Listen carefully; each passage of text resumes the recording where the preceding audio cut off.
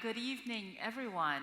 What a lovely turnout to join us for this celebration of Lord Green's incredibly well-written and insightful book, The Human Odyssey, East, West, and the Search for Universal Values. I'm going to give these two of them a proper introduction in a moment, but I just wanted to say a word about this book. I think one of the things that really appealed to me about it is that it's a book which captures so well where we are today. We do need to talk a lot more about values, and looking at it in such a comprehensive, historic, having such a perspective on it is so invaluable. And I think what Stephen does extremely well is to tell such a captivating narrative around it, and it's so accessible to read. You may find yourself initially thinking, oh dear, how can I pick up all of this rather deep material? Do not be, do not worry. He's an incredibly good writer. And so I think this is why I was very pleased to be asked to chair this launch, because I thoroughly enjoyed the book, and I thought there's so much that we're going to be able to reflect on, and I really hope that everyone gets it, gets a copy, and then shares it, because we all need to be talking about universal values. And I'm going to give them a proper introduction now, and the other thing I was going to add was I can think of very few people who would be as qualified as Stephen to write this kind of book. He has this incredible background, and so yes, it's. I'm going to introduce him now. I've just said he is. I know many of you already know him, but bear with me. I'm going to go through his bio, and then I'll introduce Tom as well. So Stephen Green has this incredible background. He was group chairman of HSBC from 2005 to 2011, and he was Minister of State for Trade and Investment in the British government, retiring in 2013. He now chairs the Natural History Museum as well as Asia House. He's an ordained priest in the Church of England and a member of the House of Lords. He has written a number of terrific books, including Good Value, Reflections on Money, Morality, and an Uncertain World, European Identity, Historical and Cultural Realities We Cannot Deny, A Reluctant Meister, Germany and the New Europe. And that was included in the Globalist Top Books of 2015 and became a bestseller in Germany. So we're going to hear from Stephen to kick us off, and then Tom is going to join in the discussion. So Tom Holland, many of you will already know, he's the author of best-selling books focusing on ancient and early medieval history. They have ranged from the fall of the Roman Republic to the rise of Islam, and from the Battle of Marathon to the First Crusade. His most recent book, Dominion, The Making of the Western Mind, traces the growth and evolution of Christianity as a revolutionary force. Dominion has just been published on the 5th of this month and is available in bookshops now. So I think we're in for a real treat tonight. So without further ado, I'm going to ask Stephen to please introduce his book, and then we'll launch into a discussion with Tom. Stephen. Well, Linda, thank you for a distinctly too generous introduction. I wrote this book, in a sense, as a distillation of effectively of a working lifetime involved one way or another with Asia, meaning particularly the Far East, South Asia, and the Middle East, as well as having lived in America. We lived for many years in Hong Kong. In fact, I have two of my fan club, i.e. my two daughters here, who both spent most of their schooling in Hong Kong. And of course, Hong Kong's been rather sadly in the news of late. But I do remember in about 1984 going up to the border of Hong Kong and looking across the border to Shenzhen, which was at that time a small town of about 20,000 people. It was surrounded by duck farms and rice paddies, and there was a sort of sleepy atmosphere there. You don't need me to tell you that if you go there now, the landscape has rather changed. You have in Shenzhen a city of, depending on when you count, at least 10 million people. If in Shenzhen, if you look back at Hong Kong, you can barely tell where the border now is, and almost the only way you know you've passed from the one to the other, apart from the fact that there are border checks, is that you drive on the right in Shenzhen and on the left in Hong Kong, and that Shenzhen uses the new modified Mandarin script, and Hong Kong still uses the old one. I remember going to Dubai at about the same time, when Dubai was little more than a series of traditional Arab mud houses around the creek, and there was a thing called the World Trade Center, which was the only new building around, the only skyscraper around, which had been erected way out in the desert, and which everybody assumed was the quintessence of a white elephant. If you go there now, you'd be hard-pressed to find the World Trade Center because it's completely surrounded by literally hundreds of other skyscrapers. And we're talking about only some 30-plus years ago. So those two little vignettes are a sign of the extraordinary transformation that has taken place in Asia in, I was going to say our lifetimes, although I've got a couple of grandchildren here, it's not quite in their lifetimes, but for the rest of it's in our lifetimes, and in most of our cases, in our clear memory. And this change is continuing. It's not complete yet. Every time I go to India, which I do about once a year, one way and another, or indeed to the Far East, you go on seeing how societies are changing, how urbanization is transforming the physical face of country after country after country, and of course also having its deep cultural impact, the exact nature of which we don't really fully understand yet, because we're in a sense too close to it, we live in the midst of it. But it is the great phenomenon of our times. I wrote this book starting from a perspective that Eurasia, meaning the landmass, everything from Ireland to Vladivostok, is 2/3 of the world's population. It's about 2/3 of the world's economy. It is becoming increasingly connected, both virtually and physically, and it is home to all of the world's great living cultures, home and origin of them. It is also the, I was going to say battleground, but let me just use the more neutral word, stage, for great power politics for the next several decades. You have on that Eurasian global stage, America, of course, the one great power that is not a Eurasian one, but deeply involved in Eurasia, and furthermore at both ends, both at the European end and at the Asian end. And then you have a China, which is now, of course, very much the second most powerful country in the world, there on the world stage. But you also have India and some other countries, perhaps in a slightly second tier, if you will, Turkey, Iran, and Indonesia, perhaps. Japan, how could I forget Japan? We don't talk enough about Japan as what is still the world's third largest economy, a completely distinctive culture that's deep and rich and hard to fathom, but absolutely endlessly fascinating. If I were a cat with 9 lives, I'd use one of the other ones to spend a lot more time living in Japan, learning its language and studying its literature and its art. China, India, Russia, which I regard as a separate, very clearly separate civilization, separate culture from Europe, although there are some obvious overlaps. And then 2 areas which are both obvious cultural spaces of their own, but which have had some considerable difficulty bringing themselves into the 21st century in a way that is coherent and self-confident and understanding of their place in the modern world. I refer to the Muslim Ummah and to Europe. They both have in common that they're fragmented, they're not sure what they stand for, and they found it difficult to find their feet in this new Eurasian, on this new Eurasian stage, with all of its tensions and difficulties and possibilities. I think the geopolitics of Eurasia are becoming more acute and more difficult. In a sense, I think we would all recognize this. Russia, for example, has uncomfortable relationships with all its neighbors. China is perceived widely to be flexing its muscles on the world stage. India worries about encirclement by the Chinese Belt and Road policy.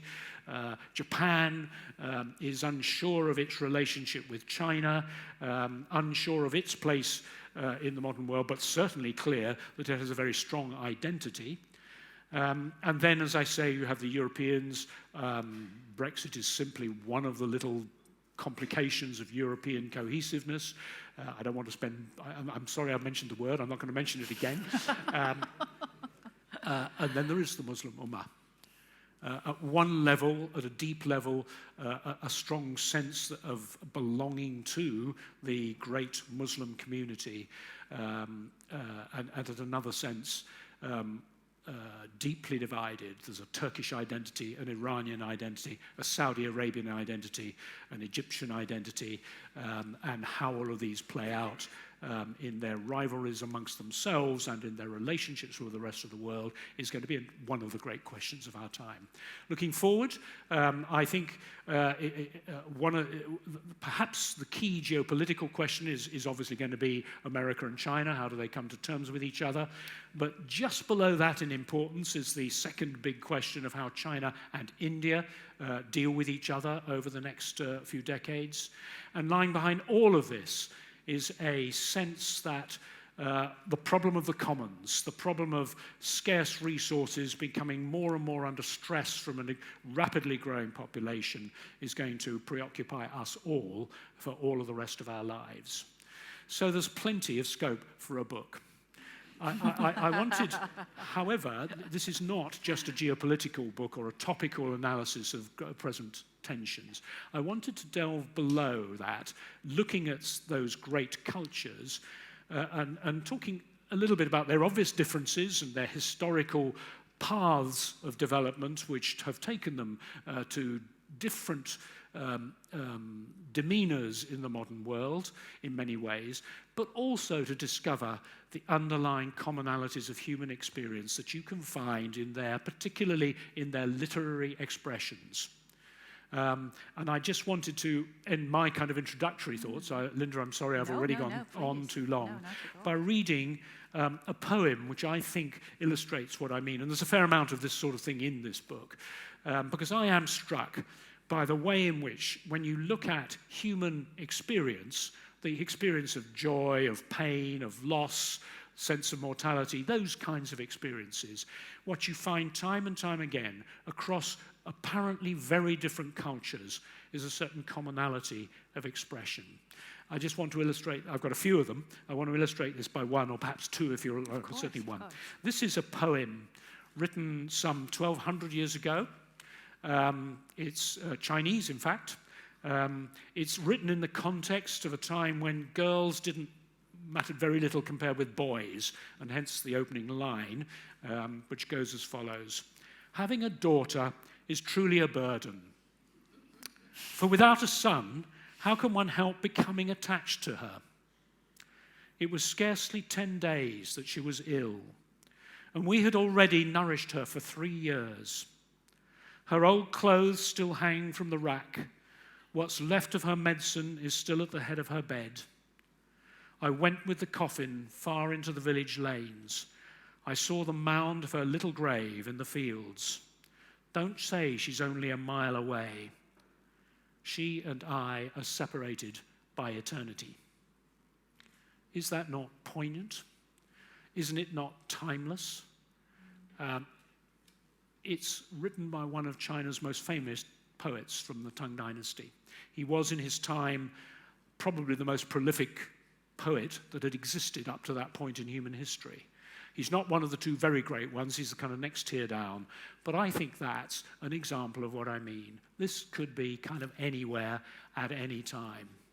I'm going to allow myself one more. Of course. This is from a Japanese. This is the notebook of a Japanese Buddhist monk from the 14th century. And he's musing on having been into a graveyard about death. There is no such mournful time as follows on a death. The last day is pitiless indeed. In silence, the mourners gather together their possessions, each for himself, and go their several ways.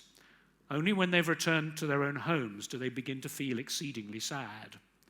Months and years pass by, and still they do not forget, though, as the saying goes, the departed grows more distant by the day. However that may be, they seem not to feel so deeply as at the time of death, for now they chatter and laugh together again. The body is laid to rest in some lonely mountainside, where the mourners come out on rare appointed days. Soon the tablet is overgrown with moss, covered with fallen leaves, and looks in time as if none came to visit there, save storms and the nocturnal moon. Again, this could be kind of anywhere, any time in human history. So there's a real sense that when you dig below the obvious cultural differences, which are born of religious differences, historical experience, geographical experience, when you dig below the obvious differences, which themselves are not unrelated to some of the geopolitics, you find these fascinating human commonalities. And what I think and believe as a sort of born optimist is that the more we can dig down and find those, the more we will discover what we have in common across the cultures of Eurasia as we face the challenges of the rest of this century. Linda, that's enough from me. Wow, I was just going to ask you to read some more. We could just use the hour that way. No, that was just such a lovely introduction. And honestly, there's so many other great poems that he cites in there. I really could. Okay, no, I'm going to stick with the format they've asked me to do. Tom. Well, I guess that I've been invited here to play the pessimist to Stephen's optimist. I entirely accept that, of course, we are all human, and that the love a father feels for his daughter, the love that a man feels for a woman, the relationship of friends, that these provide constants that go back through the ages and span continents. However, I do think that one of the problems that people, not just in Eurasia, but around the entire world, and indeed people trying to understand the past as well, always face is that the very commonalities between different cultures can sometimes be faux amis, that you can sometimes think that you are recognizing yourself in a different culture, whereas in fact you are deluding yourself. In fact, these are radically different. They rest on radically different assumptions. So the book that I've written, which is on a very similar theme, it's about the kind of yearning for a universal order. But the argument of my book is that yearning for a universal order, in the way that it expresses itself in Western culture, is in fact very culturally contingent. In other words, to dream of universal values for a Westerner is in itself to be very Western. And that reflects above all the fact that our society is steeped in a cultural inheritance that for centuries and indeed for millennia has seen itself charged by a single omnipotent deity with spreading its understanding of these universal values around the world. And that cultural tradition is, of course, Christianity. And Christianity ranks alongside Islam as a great missionary force that casts its own understanding of what the proper relationship of humans with one another should be, and what the relationship of humans with the cosmos should be, as something that should properly span the entire globe. Now, we in the West have liked to think, many of us, that we have emancipated ourselves from that this kind of Christian missionary sense is something that we have transcended, that we are now too enlightened to engage in that. But I think that that Christian missionary sense lives on in the West as a kind of craving for universalism that, although it imagines that it is no longer a confessionally motivated impulse, although it imagines that it has emancipated itself from the cultural contingency of the specific Christian environment that gave birth to it, in fact is manifest in many of the assumptions that govern the way that Europeans and Americans and Westerners conceive of their relationship with the broader world. And I think that one of the great tensions and challenges that people in the West, and you will know this much more than me, and I may be going down the wrong path here, so tell me if I am, but it seems to me that one of the challenges that Westerners face in trying to construct a framework for universal values is that they've already done it. And they did it in the period when they were hegemonic.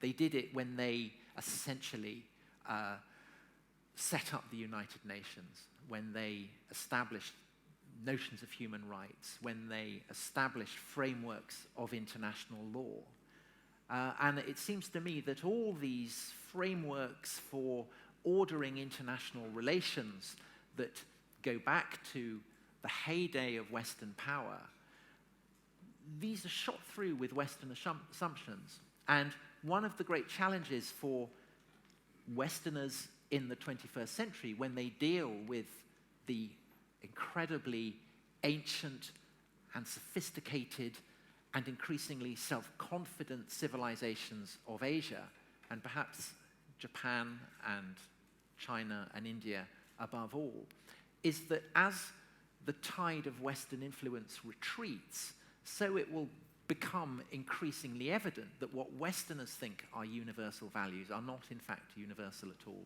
that they are in fact very Western. Stephen. I essentially agree. I think we have already discovered that values that many of us would have been brought up in a culture, there are a number of things that I'd love to respond to kind of individually. I think the notion of the West needs picking apart a bit, because I think it underplays the extent to which there are real differences between a European perspective on things and an American perspective on things. But leave that one aside.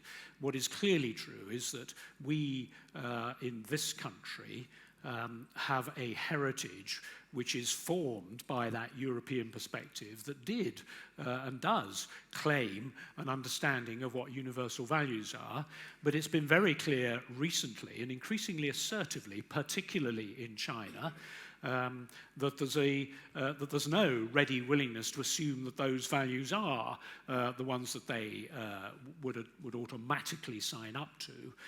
And if you did the UN Declaration of Human Rights again now, I'm not sure, well, I'm sure that you wouldn't get ready agreement to its text as it currently stands. Well, we know that, don't we, from Muslim opposition to it. They have written a whole kind of redraft of it. And the more you dig into a Confucian view of the world, actually a Chinese understanding of the world, which is built up from an extremely complex and long-standing base, where Confucianism is one of the thought strands. We sometimes make the mistake of talking as though Confucianism is the only thought strand that matters in Chinese self-understanding. It's not, of course. But unquestionably, there is a much more holistic, less individualistic perspective. In fact, that's the sort of short form description of the difference between the two. What I've sought to do in this is to explore those differences. I deliberately called it the search for universal values, because I think you only discover universal, meaning a common understanding of how we do respect each other and live together, in the engagement, and not by setting out in advance with a particular set of 10 commandments, if you will.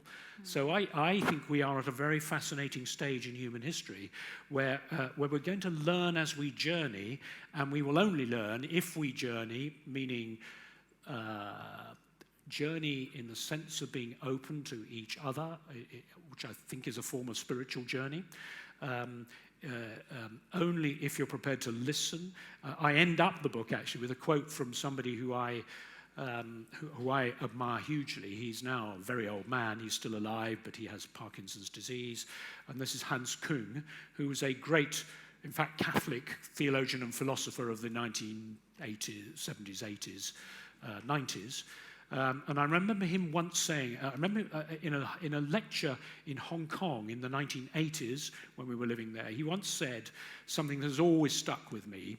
It said, which is, always be ready to judge others, not just by their worst, but by their best, just as you would expect to be judged by your best and not just by your worst.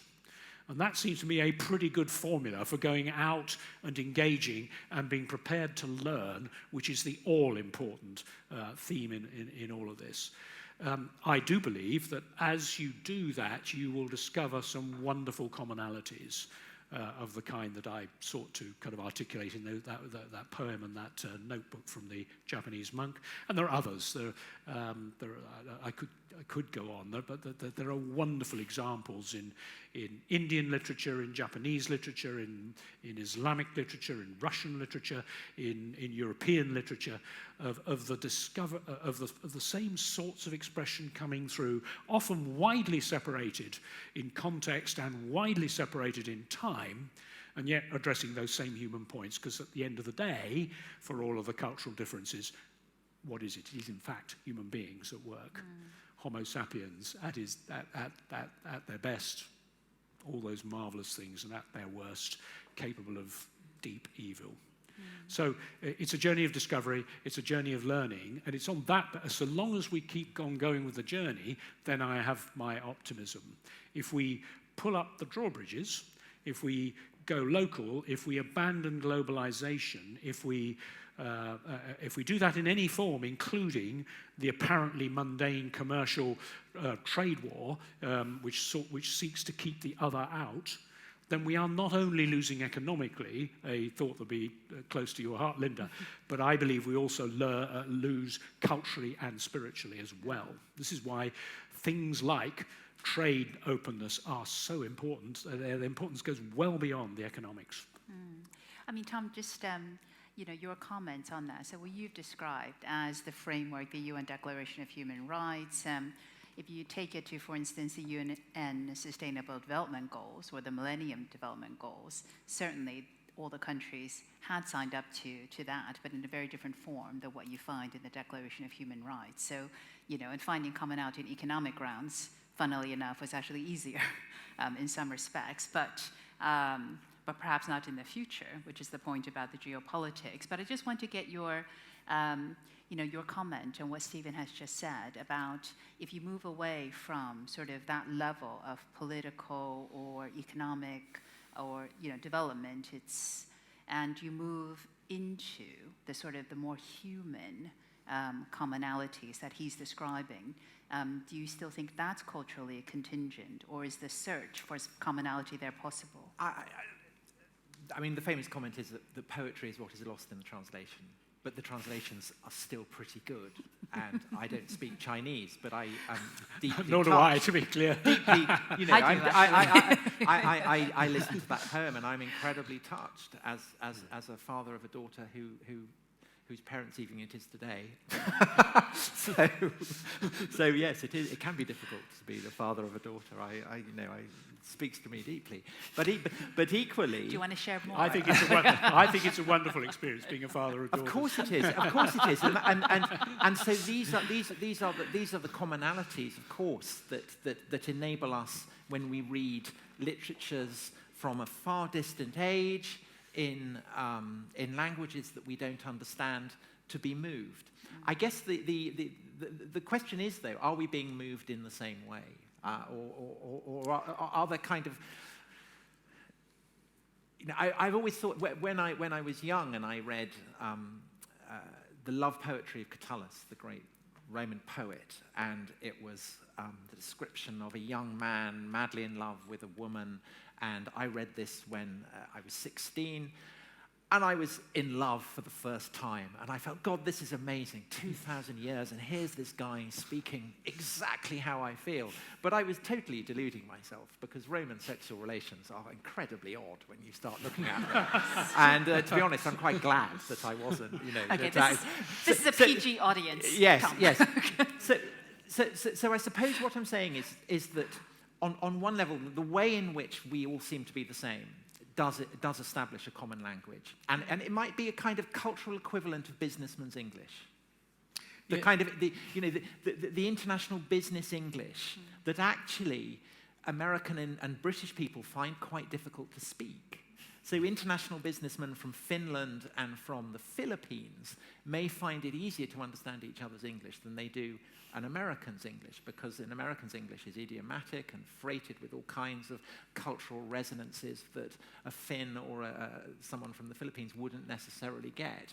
And I think that English as an international business language is incredibly useful. It facilitates all kinds of communication, but it can also veil things. And I guess that's and I think that this is what Stephen's book explores so brilliantly, is the potential for communication, but also is absolutely upfront about the fact that there are all kinds of pitfalls and challenges, and that in a way, I suppose, the very program of wanting to establish a kind of commonality, a universalism, is not universally accepted. I read, one of the chapters of this book is called Not Lost in Translation. I should perhaps have said not completely lost in translation, because something is always lost in translation, of course. And I think, by the way, translation is both between languages, it's also across cultures within the same language, the Brits and the Americans. And there's that great saying. Yeah, the two people separated by common language. Yeah. Yes. And then, of course, it's across times. Catullus to young Tom Holland. That's many centuries.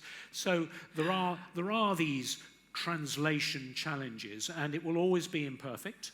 But I am not personally of the view that it's therefore undoable or that it is always misleading. There are some well-known false friends in all of this, or different practices, and part of the enrichment is realizing that that's true. To give you just one example, there's a very distinguished Japanese friend of mine sitting in the front row, so I'm a bit hesitant to embark on this example, but I'm going to all the same. The Tale of Genji is the world's oldest novel. It's several centuries older than the major Chinese novels, or than Don Quixote, which is the oldest European novel. It's written by a woman in the courtly circle of the then Japanese medieval court around the year 1000. It's a long book which seems to have no ending. It may even be that she died, but nobody quite knows why it has no apparent ending, except that makes it feel rather 20th century, because we're used in this day and age to things that kind of don't have a neat ending. It's laced with bits of poetry. And the original, and still perhaps the greatest English translation by an extremely distinguished scholar of the 1920s or 30s, I think, Arthur Waley, left the poetry out because it seemed to get in the way of the narrative. And all English-speaking readers of the Tale of Genji know it they either know it without the poetry or they skip the poetry. For a Japanese reader, on the other hand, the poetry is all important, and some of it is actually poetic quotes from earlier Japanese poets that the Lady Murasaki was picking up. And so this is a clear example where the traditional Japanese use of that enormously important piece of literature is different from the way in which a foreigner thinks about it. And yet, you can't read that novel without being extraordinarily moved by this human description. This is really about the lives and loves of a rather precious courtly elite, but it sounds awfully like Jane Austen in various points. And again, I think that's one of those wonderful examples of the timelessness, not in a simple way, understanding it, to really properly understand it, you have to be prepared to investigate the background of it. You have to recognize that you will lose some things because you're not reading it in Japanese or not as a Japanese, and yet it is not lost in translation. I want to just pick up another point, Stephen, with you in terms of there's many, many layers to your very impressive book.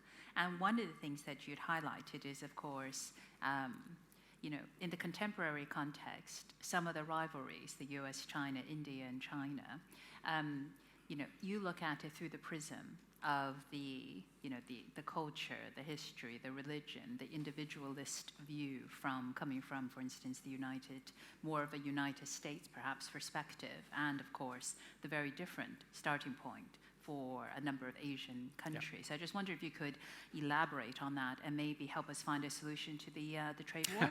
Well, I can happily elaborate a little bit, at least, on the point that I think the America-China rivalry is going to be with us for probably the rest of all of our lives, including some of the youngest lives here, and it could end badly. There's the famous Thucydides effect. Thucydides, who argued that when an existing power is confronted by a rising power, sooner or later war is inevitable. And people have argued that sooner or later some kind of conflict is inevitable between the US and China. And if it stays at the level of trade disputes, we should all be very pleased.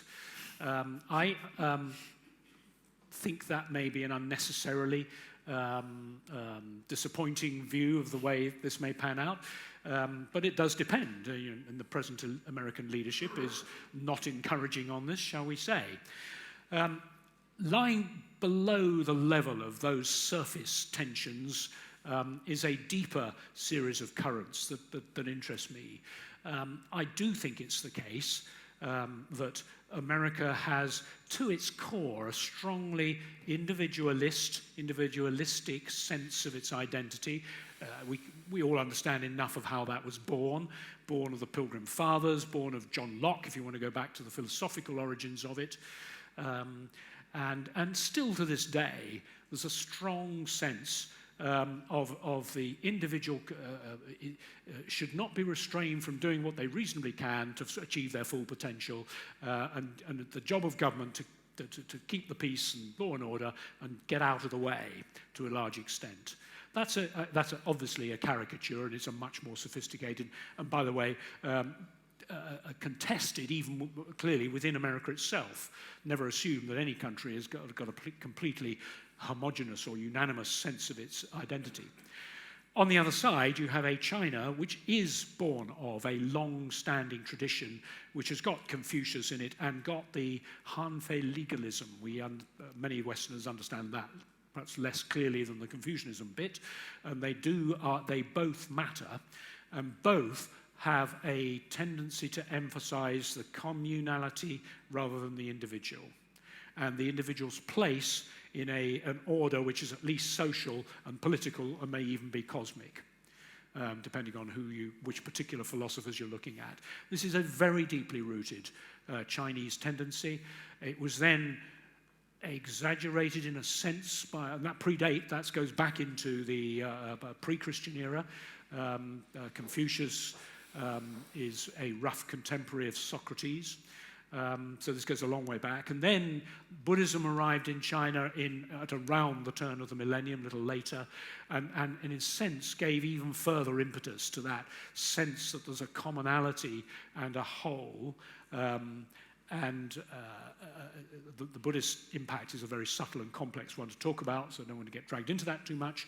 But basically, you can see in just what I've said, I hope, a quite different starting point for the way in which the individual in relation to wider relationships is thought about. That's there to this day.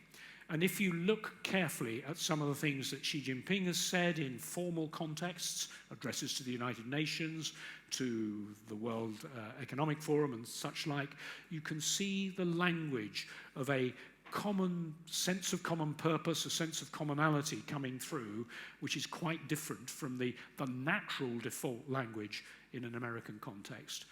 The question is, can those two different perspectives learn from each other? I don't think it's a question of saying one is right and one is wrong. And indeed, manifestly, none of us is completely comfortable with a pure individualistic approach to life, and none of us is completely comfortable with a holistic approach to life which tips over all too easily into a totalitarian view of life. So the question is how both those two societies, which are so important for the future of the world, can learn from each other and evolve a self-understanding, which is a joint understanding, which is going to be more constructive for dealing with the wider problems of the world over the rest of this century. Tom, can I bring you in on this in terms of, you talked about quite a lot of the framework, perhaps, or discourse is shaped around hegemony, and that is changing. The hegemonic power shift is what's underlying quite a lot of this. By the way, I'm now quite depressed that you're going to say this is going to last our entire lifetimes and even your grandchildren's, but aside from that, it'd be good to get your historian's view on how this could play out and the importance, again, of the values, whether it is possible to find some common ground through history when you have had these kinds of shifts. Well, I think that all hegemonies, when they collapse, leave trace elements. And the best metaphor for this came to me when I was watching the recent HBO series on Chernobyl, which I'm sure many of you will have seen. Good. Yeah. And there's this kind of devastating moment when the power station ruptures and you see the air being ionized in a great plume. So you can see the radioactivity leaking. But of course, if you're in Kiev, or if you're in Scandinavia, or if you're a sheep on the Cumbrian fells, you're not aware of the radioactivity that is drifting from this rupture, but it's still there. It's still affecting you. And I think that the period of Western imperial hegemony, say, which lasted, 250 years, has left like kind of radioactive trace elements across the world, even though the formal empires of the European powers have collapsed, and though the economic and the seeming cultural influence of the West is in retreat as well. Nevertheless, it has, I think, powerfully transformed the way in which very ancient civilizations now understand themselves. And one of the ways in which it has transformed the way that civilizations see themselves is that it has exported the distinctively Protestant notion of a religion. So the impact of British rule in India, for instance, is that it has left a sense that there are things called religions which can be transplanted from something that is called the secular state. And so the fact that India, whatever it is, 60, 70 years after the end of the Raj, still defines itself as a secular republic and considers that there are things called Islam and Hinduism and Jainism and Buddhism.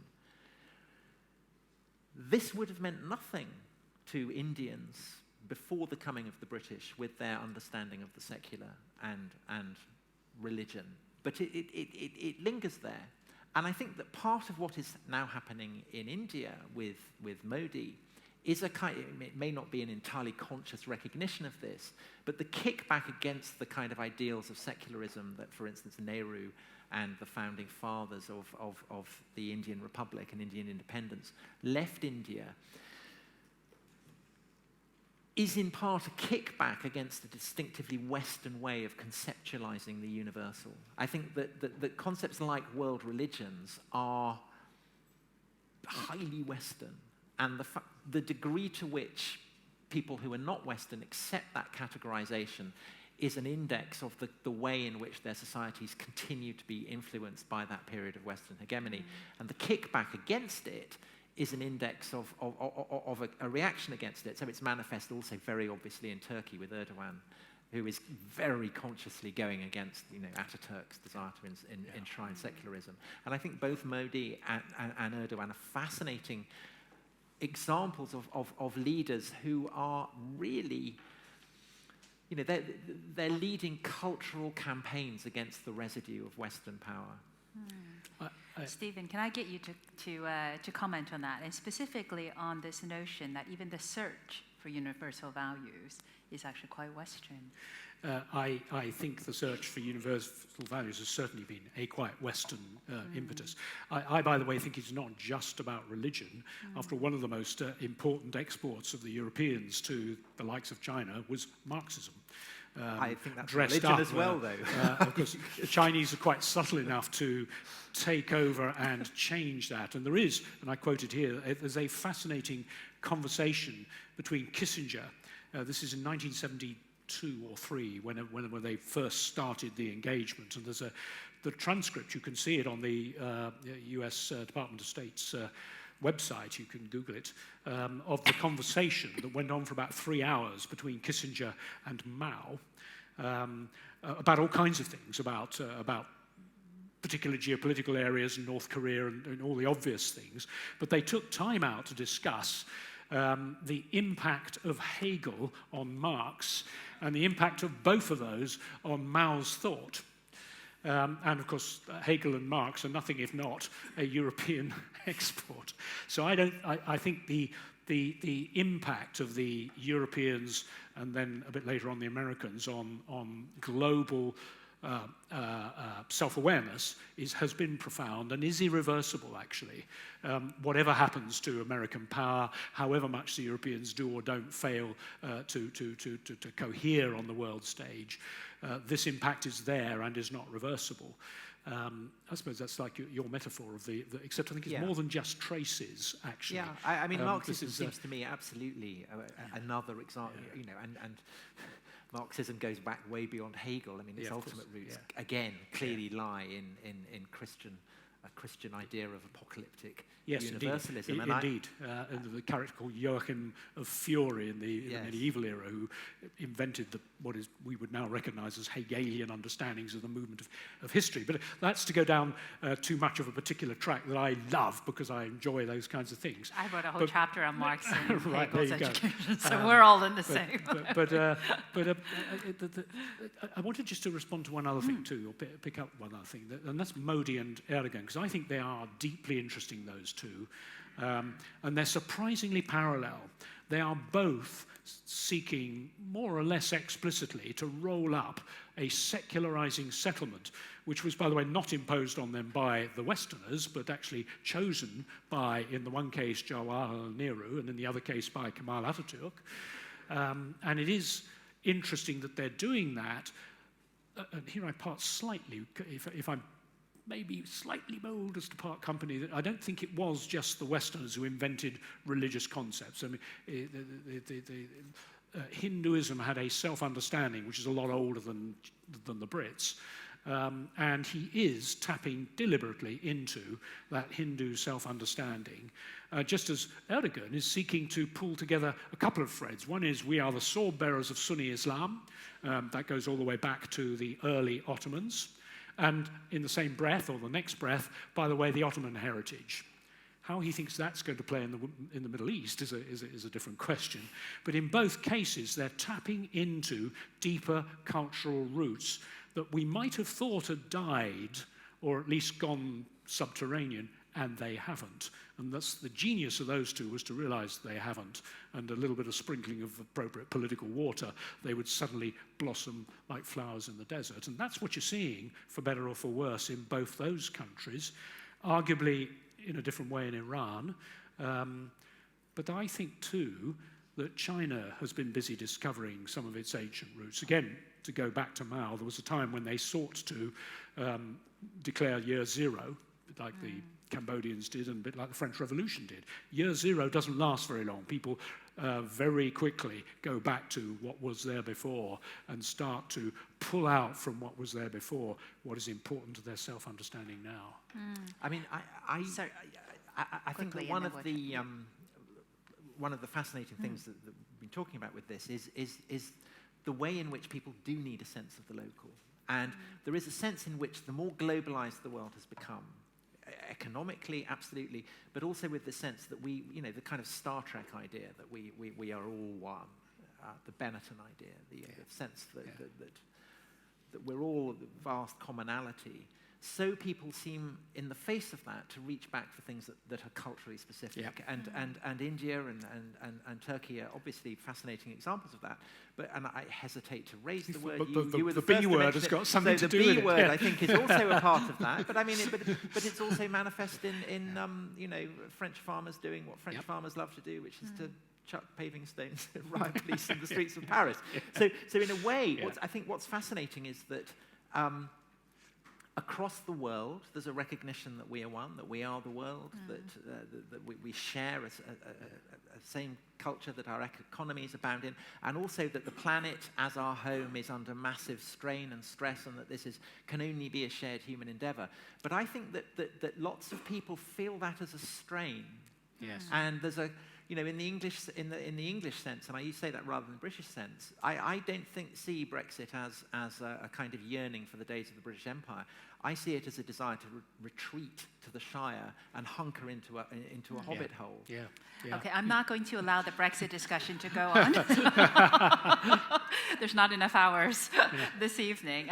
I do want to open it up to the questions, two questions from all of you, but we've got just a few moments for that.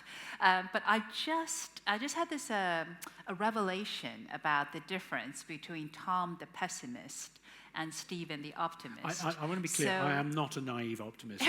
This could, as I said in this could easily go wrong. yeah. And So I'm not a total pessimist. Okay, all right. So I'm just going to give my reflection on you two, on your, as you come closer to the middle. So they both have described very deep undercurrents. So Tom describes it as radioactivity coming out of a nuclear plant meltdown. Stephen describes it as flowers blossoming in the desert. Yeah, there you go. Pessimist and optimist, yes. Okay. Except some of those flowers are poisonous weeds, to be clear. And now Tom's probably going to say nuclear power is going to save us all. So, there. Okay, before we... Can I just say one other thing which I think Tom and I would actually plays to Tom's book. And that Europeans, I think particularly Europeans, are apt to assume that secularization is the trend to which all societies are going to move. And just because Europe has become the most secular society in human history and in the world, I think we are kidding ourselves if we think that that's an adequate description of other cultures and societies around the world. And it is very obvious that that's far from being the case in India, in the Middle East, in China's different. Russia. I mean, for goodness, it's another example. What is Putin doing, if not trying to tap into ancient wellsprings of Russian identity, which are deeply infused, of course, with that Orthodox Christian sense? Great. So we've got about 15 minutes or so for questions. So I'd like to get in as many as possible. So there are microphones. I'm going to ask for you to please say who you are and to keep your question brief. So I'm going to beg your forgiveness if I ask for questions as briefly as possible so we can get as many people. And in fact, there's already two hands right here. So if we could have the microphone. So this gentleman, and then this lady. And then we're going to do we'll do a collection of three, Stephen, and then we can sort of pick these up, I think. So please, there's a lot of questions. I'm Martin Barrow. Thank you all for a very lively discussion today. Stephen, I very much endorse your point about the importance of getting out and engaging. You know, that's a global challenge, but it's absolutely critical. I call it MBWA, management by wandering about. It's more important to walk about the office, whether you're in government or business, than deal with your in tray. So I totally endorse, and I also endorse your point about openness. The UK has got to get the message out across Asia that we are open and welcoming to investors, students, and tourists. Got to be very, very clear. Now, the question point, an interesting, challenging cultural difference in the sort of hierarchical cultures of Asia is a lack of a challenging and questioning culture. And too often, people, we're trained at school in Asia never to put our hands up and ask questions of the teacher, and that ends up in business and government. Do you think that is a big issue and challenge as a cultural difference? Thank you. You just pass your microphone there, and then we'll come to you for your question, please. Thank you. I'm Ming Hua. I'm a visiting fellow from the History Department of UCL. Okay. And actually, yes, I was deeply touched by the poem that you just read. But we often see that when we are translating the Chinese poem to English, we lost 70% of our beauty because of the cultural, it's very cultural loaded.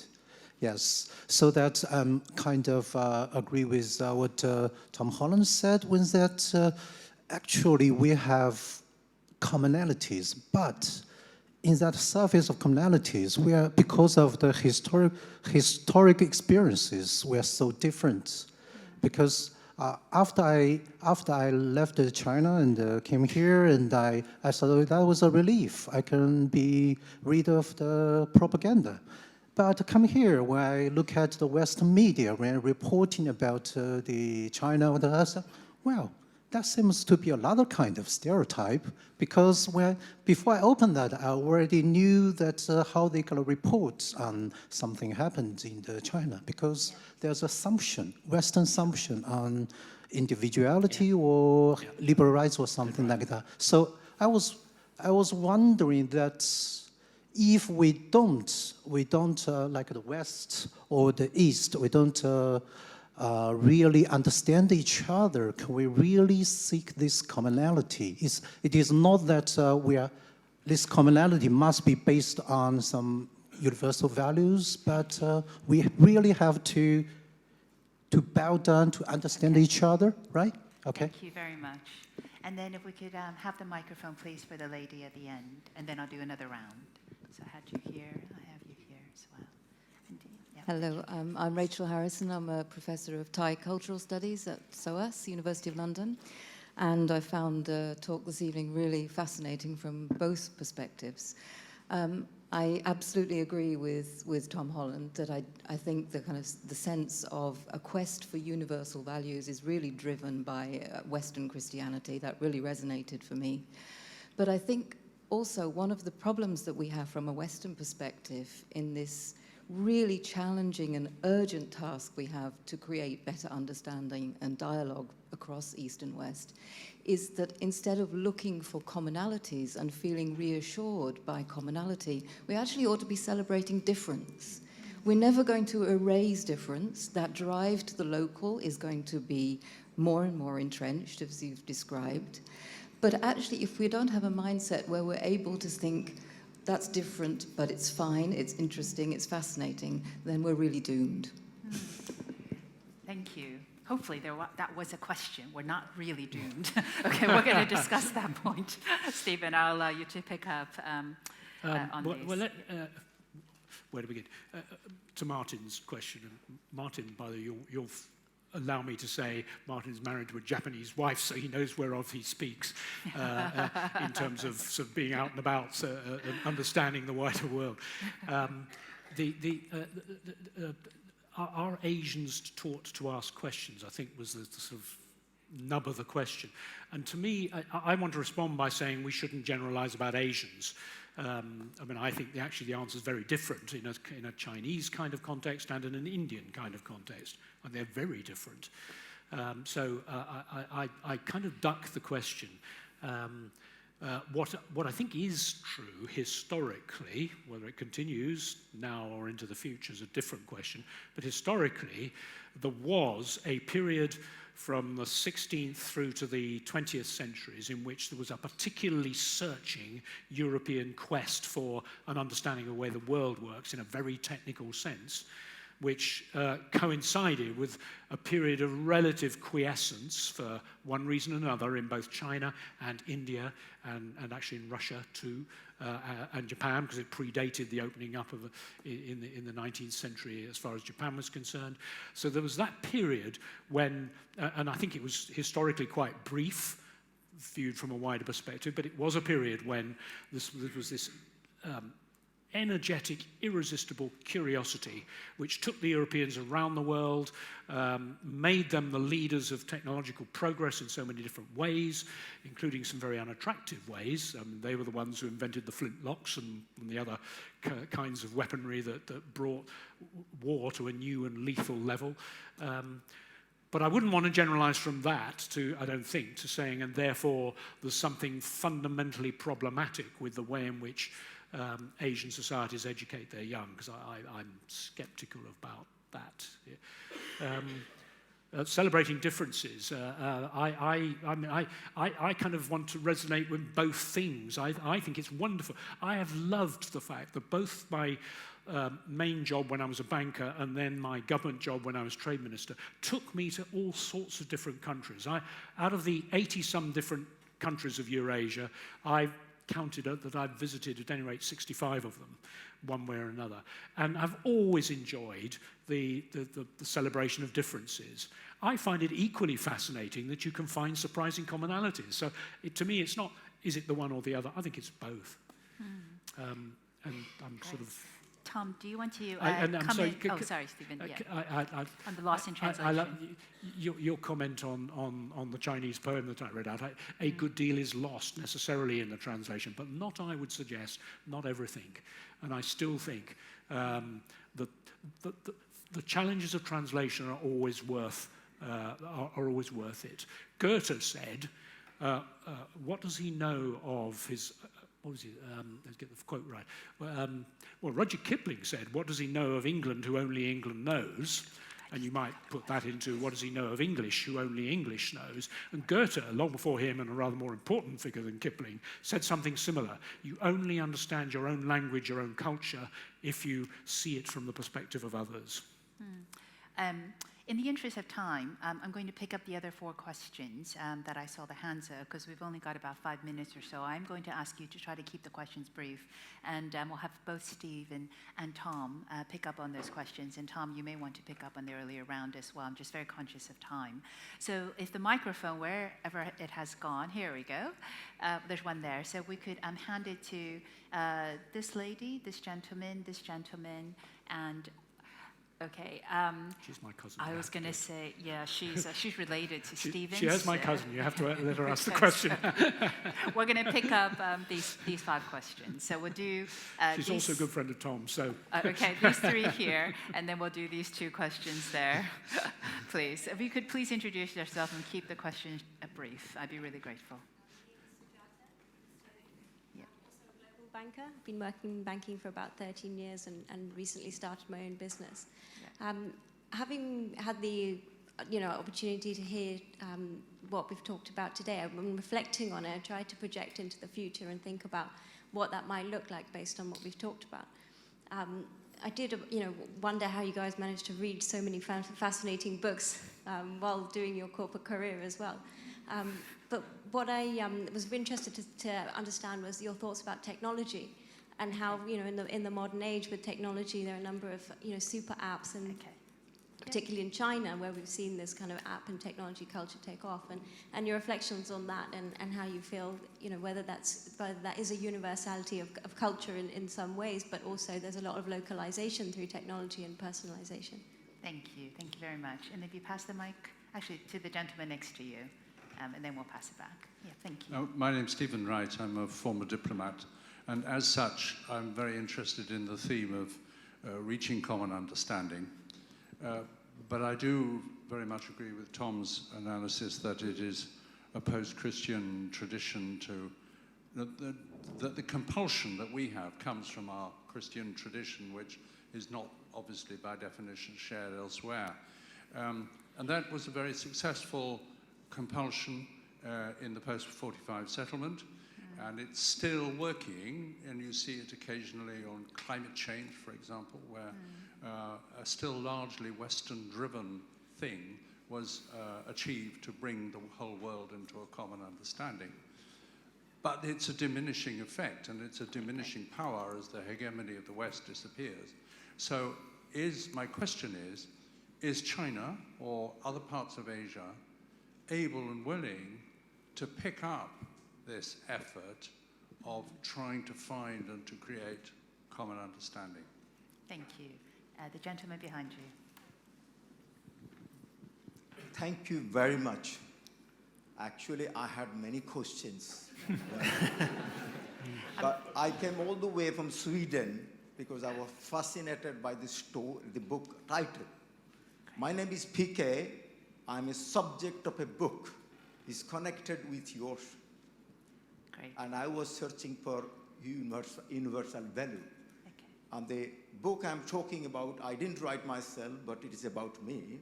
The title of the book, The Amazing Story of the Man Who Cycled to Europe for Love.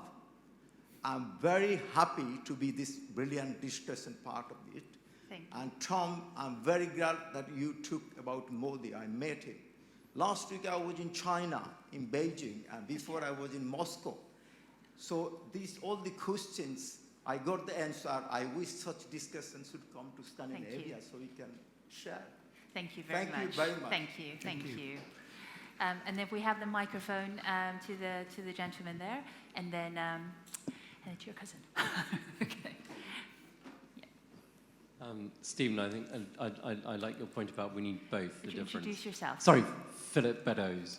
I have colleagues over in Asia, and we often have discussions about commonalities and what connects us and what makes us different. And one thing I wonder is, with those having differences but commonalities, if you look at a rainforest, it is the most diverse environment you can find. It has the greatest difference, and yet it's the richest environment, and it's a unifying environment. Is there some lesson that we can take from that we can relish and wish and design in difference, but love the difference, but see that we're all connected? Thank you. And then the final question. Thank you so much. Given the scale and implications of everything you've been talking about, both of you this evening, what practical advice would you give to the next generation who will take on these issues and not just have to navigate them, but also shape them and take them forward? That's a really hard question. You did it to yourself. Okay, just one final question. Two more. Okay, so we're going to take two more questions. Please just keep them brief if we can, and then we will. So one more there, and then the gentleman here, and then we will have to wrap up. So, yeah. Sorry, stage left. My name is Clive Bannister. Steve and I work together. I work in finance. I want to come down from Mount Olympus and ask a very pointed question. Where in our world do the clash of civilization, Huntington 1996, occur right now, Hong Kong and China? And what would be the advice that President Xi is receiving at the moment? Thank you very much. I was wondering when Huntington will come up. The clash of civilizations. Final question. My name is Michael Spangenberger. I'm a theological and a political advisor from Germany. Lord Green, did you finish your book before the revolution in Hong Kong?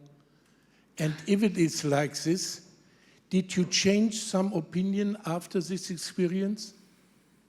Thank you. Okay, so I'm going to ask Tom to pick up on some of these themes, Okay, really, as a kind of wrap-up. So please pick up the themes, and then Steve, quite a I'll come challenge to you, to try and answer all those questions. So I'm going to just sum up.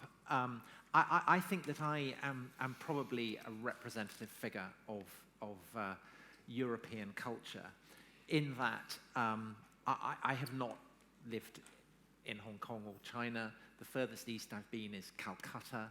I'm very interested in Asia, but I would not say that I am intimately familiar with it in any way. And for most of my life, I felt that that's absolutely fine, because I felt that living in the West, basically I live in the civilization by which the rest of the world has to, the West provides the software on which runs the mainframe of the entire world. But obviously, that is a feeling of smugness and cultural self-sufficiency, which becomes ever less defensible with each year that passes.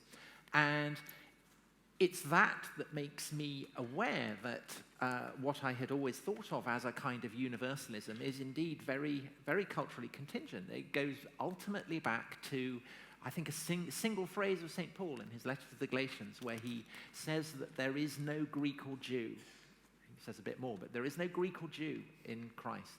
And basically, we are the heirs of that. We think that that is a good thing. We think that the dissolution of difference is a good thing.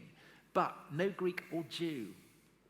There were Jews back in Galatia in Paul's time who had a massive problem with that. They didn't want their distinctiveness dissolved into a kind of universalist mush. And the problem that Christian society had with the Jews, what do you do with people who do not want to be absorbed into what you think is right and proper and universal, is one that Western liberals to this day have. And the obligation, I think, that is on people like me, people across the West, is how are we going to cope when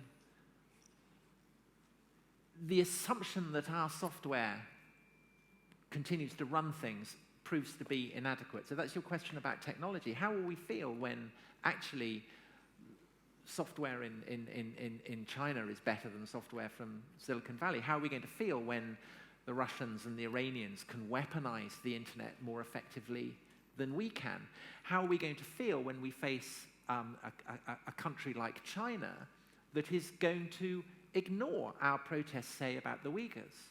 And what is happening to the Uyghurs for people in the West awakens all kinds of nightmarish images from our own ultimate nightmare, which of course was the Holocaust. And again, goes back to the idea about our treatment of the Jews. And our protests, I suspect, count for nothing in the high chambers of Beijing. How are we going to feel when we see that? Are we going to accept that a true universalism is going to be a world in which our notions of the universal are no longer universal? Which I hope is a kind of tongue-twisting end on which to finish. Brilliantly said, Stephen. Similarly, well, if you can address some of the points and certainly wrapping just up wrap answers to 5 very different and rather powerful questions. Yes. On technology, I think it's an extremely important question. How that is going to change our mode of interaction and self-understanding. I don't think we properly understand yet, because we're still in the thick of the change. I grew up in one technological environment, i.e. well before the internet. Daughters grow up at a time when the internet's around and desktop computers are coming around, but mobile phones are just coming in, and then grandchildren at a time when the social media are rampant. And just looking at it at that level tells me this is going to be an ongoing theme of huge fundamental significance. And I can't do justice to your question at the time.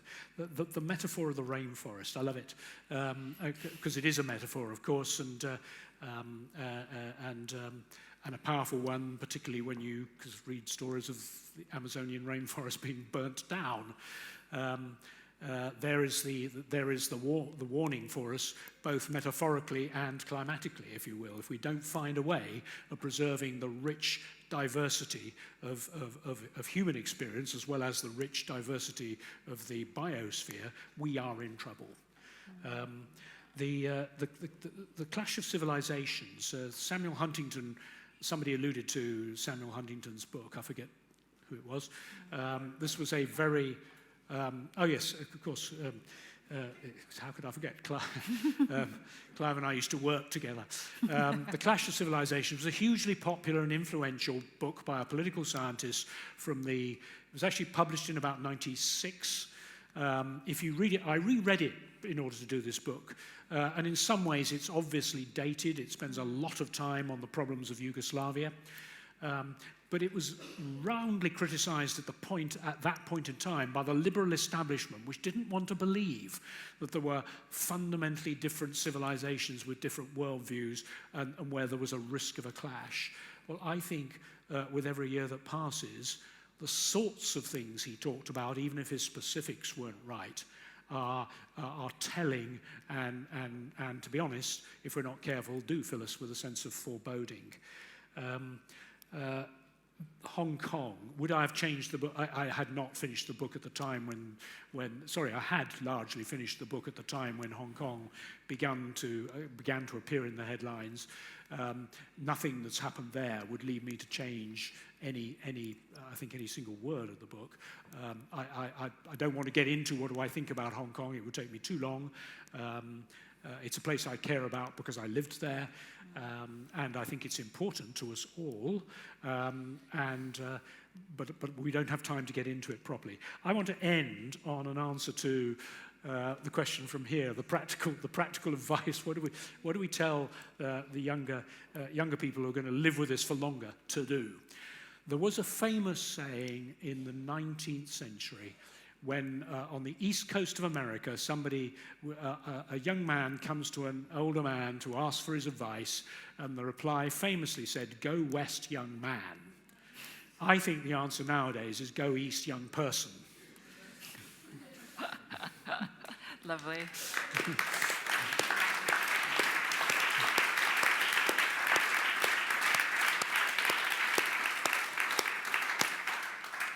I thought that was actually a fantastic end. I was just going to tell a little joke to wrap up this East and West theme in the search for universal values, but I actually think Stephen did it better.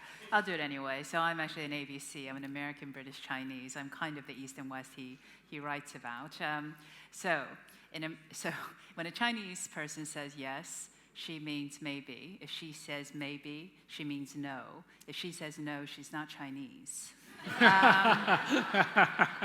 Now, if an American says yes, he means yes. And that was the whole joke. Anyways, thank you very much.